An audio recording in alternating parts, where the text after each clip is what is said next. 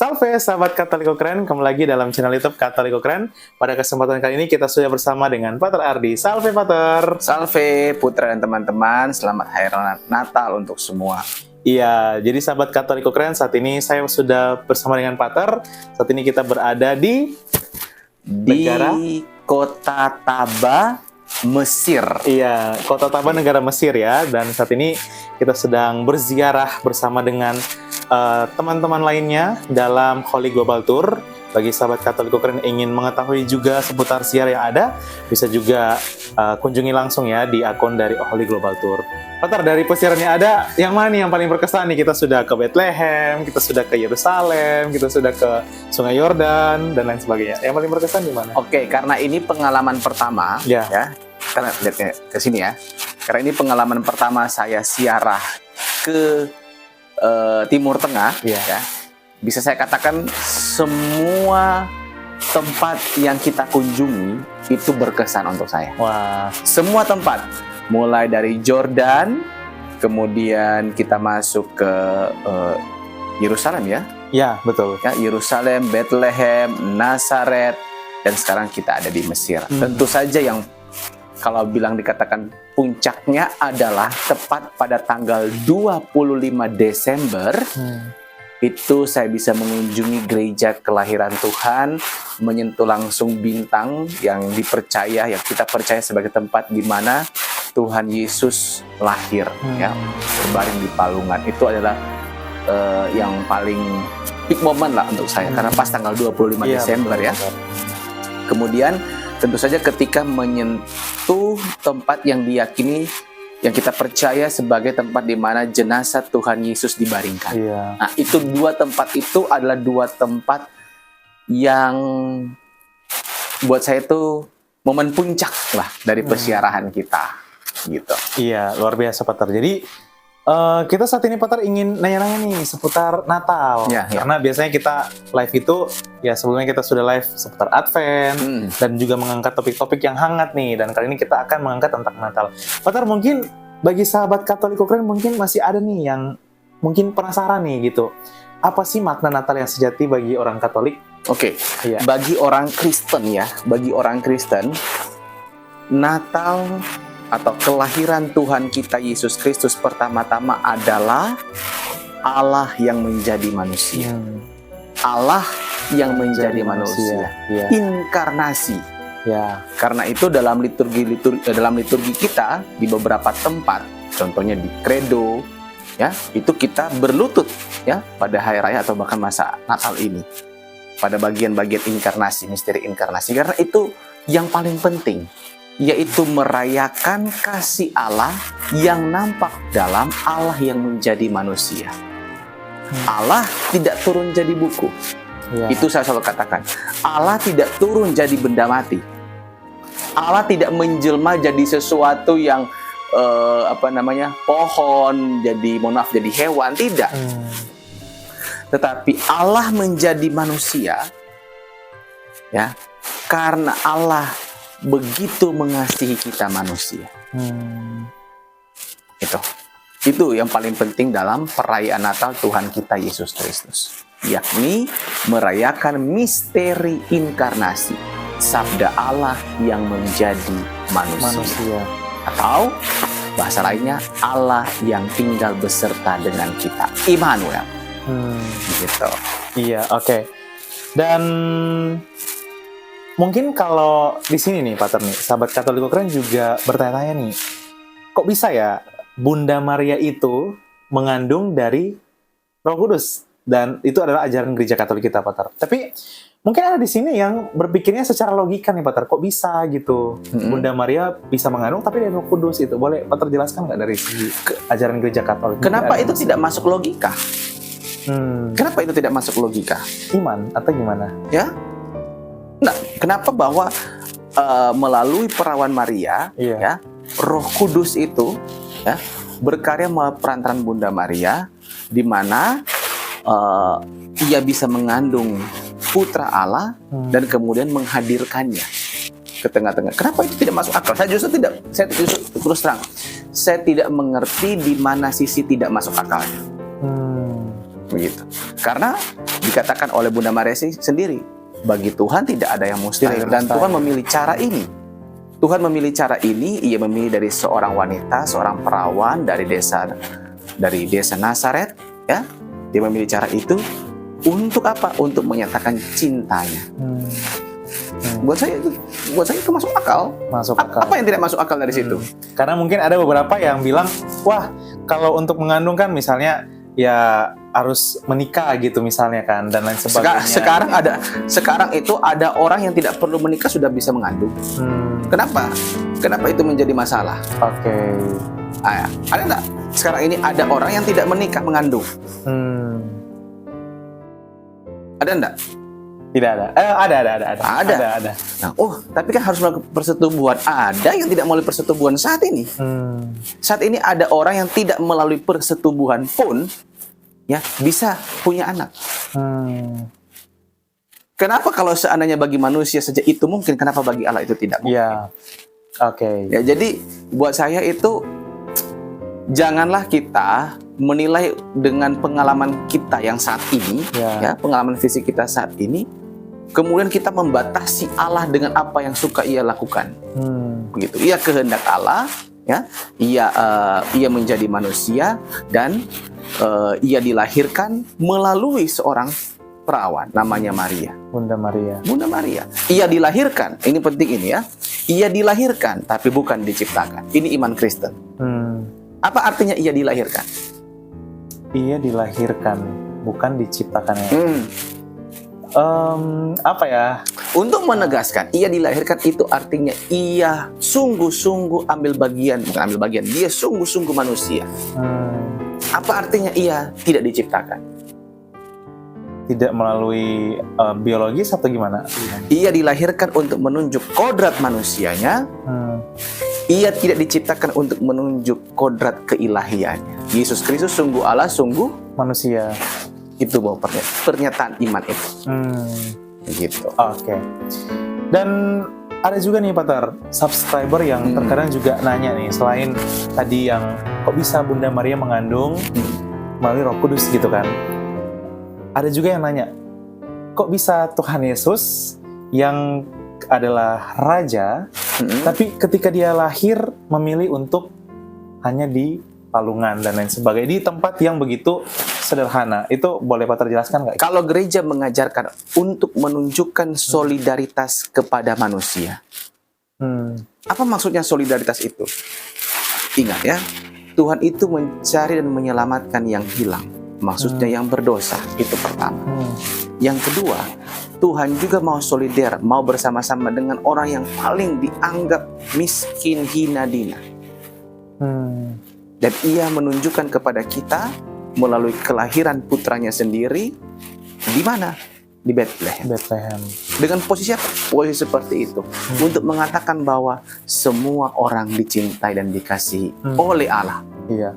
Apapun situasi hidupnya, apapun status sosial kehidupannya, bagaimanapun ia terlalu jauh dari Tuhan, Tuhan mencintai kita. Gitu. Iya. Dan Pater, saat ini nih, di saat ini kita tahu bahwa situasi antara kedua negara yaitu Israel dan Palestina juga lagi perang. Iya, lagi perang. Tidak usah pakai pengertian. Iya. Lagi perang.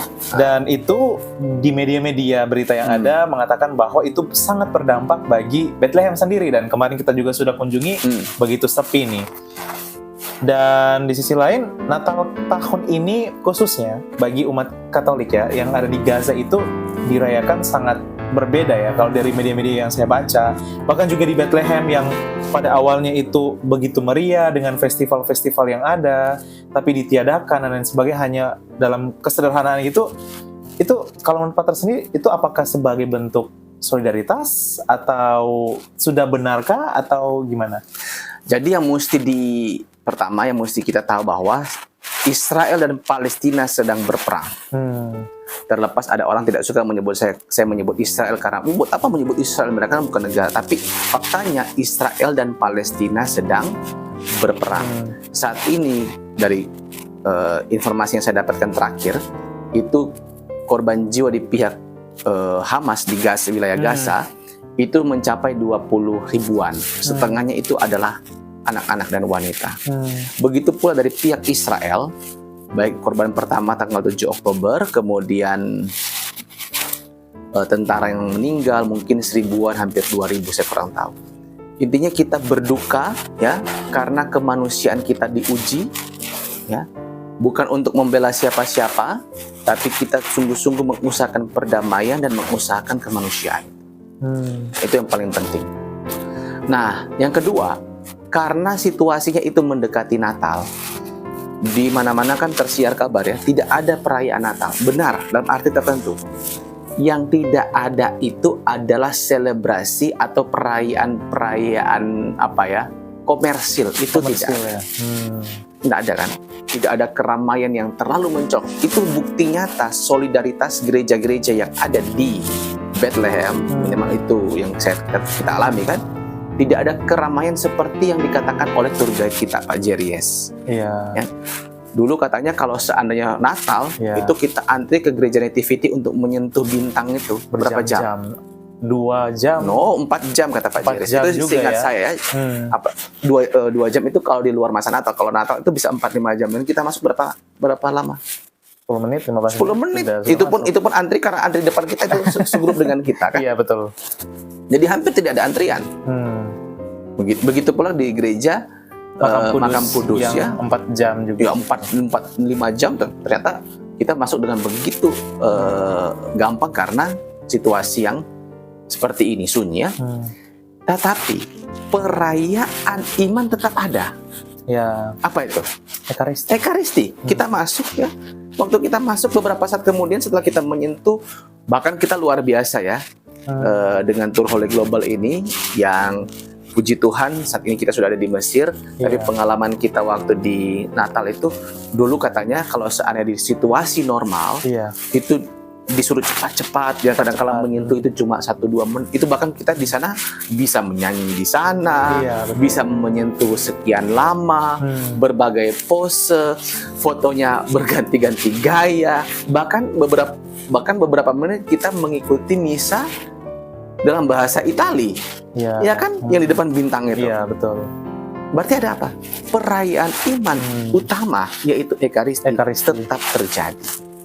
Dan itu yang paling penting. Jadi Ekaristi ini tetap ada. Yang tidak adalah selebrasi komersialnya, itu tidak ada. Dan itu bagus. Artinya apa? Umat Kristen dan juga gereja-gereja ambil bagian dalam situasi yang mendukakan kita semua. Situasi yang ada di Gaza. Iya, oke. Gitu. Pak Tar, kalau di hari Natal nih, ini yang terakhir nih, pertanyaan dari subscriber. Apa sih yang harus kita utamakan gitu? Misalnya, di hari raya Natal saya harus dapat baju baru gitu. Di hari raya Natal saya harus dapat kado gitu dan lain sebagainya. Apa sih yang utama gitu dari Natal gitu? Apa yang baru gitu? Ya sebenarnya sudah dikatakan tadi kan, yaitu merayakan misteri inkarnasi. Merayakan misteri inkarnasi. Sabda Allah yang menjadi manusia. Itulah. Ya karena itu kalau seandainya di liturgi kita mengucapkan syahadat entah panjang entah pendek, pada bagian inkarnasi kita berlutut, ya kan. Kemudian pada waktu doa syukur agung kita juga menggunakan, ya kalau saya menggunakan kanon Romawi, doa syukur agung pertama ada rumusan khusus untuk masa Natal. Itu yang utama ya Pak. Yang utama adalah misteri inkarnasi. Itu yang nampak utama dalam liturgi, begitu. Nah, apa ya? Kalau saya yang katakan utama itu, tapi yang saya tambahkan sedikit. Karena begitu besar kasih Allah akan dunia ini sehingga Ia mengaruniakan anaknya yang tunggal bagi kita. Saya suka sekali dalam Yohanes 3 ayat 16 ini, ya diterjemahkan kata mengaruniakan. Bukan mengorbankan, bukan apa, tapi mengaruniakan ya. Jadi itu bobotnya luar biasa itu, mengaruniakan anaknya yang tunggal bagi kita. supaya kita yang percaya tidak binasa melainkan memperoleh hidup yang kekal. Betul. Nah, jadi inilah misteri cinta kasih Allah ya yang nampak dalam misteri inkarnasi. Gitu. Jadi kalau misalnya ada nih yang kecewa gitu, waduh saya nggak dapat baju baru gitu, saya nggak dapat kado gitu. Jadi itu nggak penting ya Pak Ter. Yang utama itu ya tadi seperti tadi kita merayakan itu ya tadi perayaan Ya, misa, perayaan misa. Ya kan? Natal. Karena itu kita sering mendengar istilahnya Merry Christmas. Ya. Ya, Merry Christmas. Jadi mau mengatakan bahwa tidak ada Natal tanpa Christ. Tidak ada Natal yang sejati tanpa Kristus. Dan setelah Christ ada kata Mes di situ. Ya. Cara terbaik untuk merayakan Natal adalah dengan perayaan Ekaristi. Ya. Ya. Tapi ada juga kata Merry depan, Merry Christmas. Artinya kita juga turut bermenung merayakan kesediaan Bunda Maria dan Santo Yosef untuk ambil bagian dalam karya keselamatan. Itu ya buat saya inilah beberapa poin. Poin pertama, inkarnasi sabda Allah yang menjadi manusia. Ya. Yang kedua, merenungkan betapa besar kasih Allah. Yang ketiga, tidak ada Natal yang sejati tanpa Kristus. Yang keempat, cara terbaik untuk merayakan Natal adalah dengan perayaan Ekaristi. Dan yang kelima, bersyukur ya dan merenungkan bahwa manusia, terutama Bunda Maria dan Santo Yosef, turut diajak ambil bagian dalam karya keselamatan ini. Ini luar biasa, sangat luar biasa. Begitu. Oke. Pater ini sangat terakhir sekali ya ini ya. Oke. Pesan Pater untuk sahabat Katoliko Keren. Pesan Natal. Oke, teman-teman, pertama-tama untuk Natal tahun 2023 ini sangat berkesan ya. Saya diajak oleh Putra bekerja sama dengan Holy Global, dan bersama-sama dengan kami ada juga Bapak Ibu yang turut bersiara bersama. Ya. Nah, dulu saya merasa kenapa sih kita mesti ke tanah suci? Kenapa Israel itu disebut tanah suci? Ya. Ya. Sederhananya kita menyebut tanah suci karena di sana Tuhan Yesus pernah berjejak. Ya, sabda Allah yang menjadi manusia itu ya turun dan tinggal di tengah-tengah situasi dan budaya Yahudi saat itu. Ya. Nah, jadi ketika kita sekarang berjejak di wilayah Israel dan Palestina, Bethlehem itu wilayah Palestina kan? Iya. Secara teritori Teritori, saat ini ya. Nah, itu wilayah Palestina. Nah, dengan ambil bagian dalam pesiarahan ini, ya, saya sungguh-sungguh merasa sangat bersyukur dan sangat istimewa di tahun 2023 ini, ya, bersama-sama dengan Putra, bersama-sama dengan Bapak, Ibu, saudara-saudari yang lain yang bersama-sama dengan kita ya, dari Sabang sampai Merauke, ya, begitu. Kita bersama-sama merenungkan betapa Tuhan mencintai kita ya di tanah Israel dan Palestina. Itu luar biasa. Sekali lagi saya mengucap syukur kepada Tuhan. Berterima kasih juga kepada Putra, kepada Holy Global Tour ya, Om Yopi Tarore ya. Semoga Holy Globalnya maju, Katolik Keren juga maju. Amin. Ya.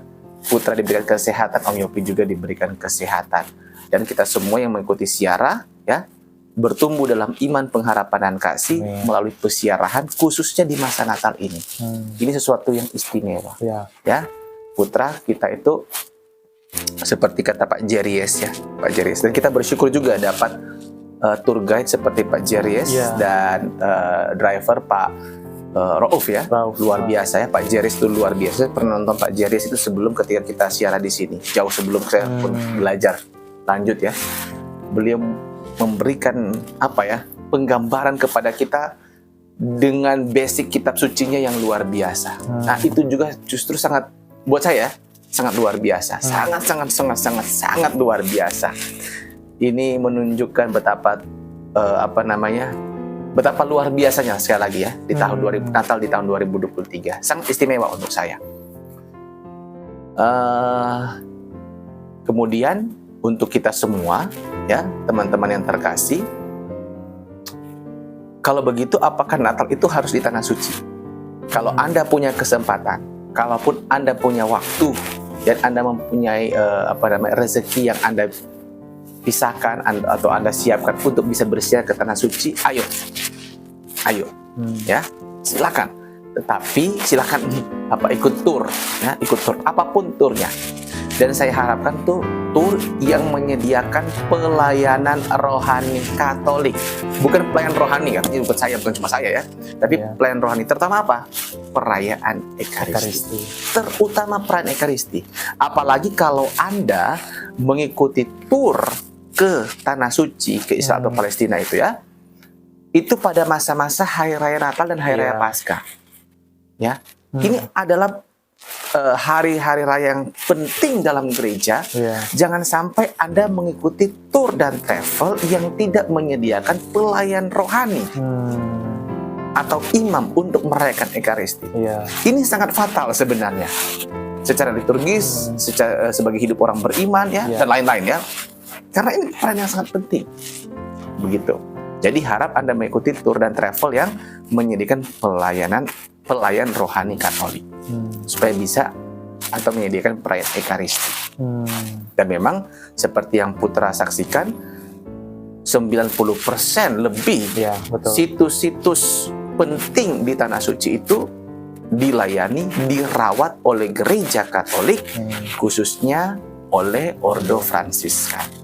Ada ordo lain seperti Karmel, White Fathers, tapi terutama adalah Ordo Fransiskan. Ya. Nah, ya ini kalau iklan boleh tidak nih? Boleh. Boleh ya. Ya, tentu saja karena kita di sini mendapatkan bantuan dan pelayanan yang luar biasa dari Holy Global, ya. Pantaslah kalau kita merekomendasikan. Ya, ada begitu banyak ya tour dan travel Katolik atau yang menyediakan pelayan rohani Katolik. Salah satunya dari pengalaman kita ini ya, Holy Global adalah yang terbaik. Ya. Nah, itu sih kalau untuk pengalaman ziarah ya. Nah, tentu saja kalau seandainya tidak berkesempatan untuk datang di hari raya di tanah suci pada hari-hari raya, itu juga tidak mengurangi betapa luar biasa Allah mengasihi kita dan kita merayakan misteri-misteri iman dalam hari-hari khusus liturgi, hari-hari raya liturgi. Yang paling penting adalah kita menyiapkan diri dan merayakannya dengan gembira sebagai perwujudan iman kita. Entah Natal, entah Paskah, di mana? Di paroki. Dan terakhir, jangan lupa ya, merayakan Natal dan hari-hari besar bersama keluarga Anda. Bersama keluarga Anda. Tentu ya, saat ini saya dan Putra tidak bisa dengan keluarga. Ya, Putra keluarganya ada di Manado, papa mama saya juga saat ini ada di Malang karena urusan kesehatan. Kemudian adik-adik saya ada di Manado, kakak-kakak saya ada di Jakarta, dan ada satu juga di Australia. Intinya adalah sebisa mungkin ya, jika tempat tinggal Anda berdekatan, ya, keluarga Anda berdekatan, hendaklah merayakan perayaan-perayaan iman itu setelah perayaan Ekaristi, setelah, atau orang Manado bilang setelah masuk gereja, rayakanlah bersama dengan keluarga. Sehingga rasa pestanya itu semakin bermakna bersama-sama dengan keluarga. Dan sahabat Katolik keren, sampai di sini dulu sharing kita bersama dengan Pater Ardi. Sampai jumpa dalam sharing-sharing atau live di KTKC akan datang bersama dengan Pater Ardi. Selamat Natal dan Tahun Baru. Salve. Selamat Natal dan Tahun Baru teman-teman. Tuhan memberkati.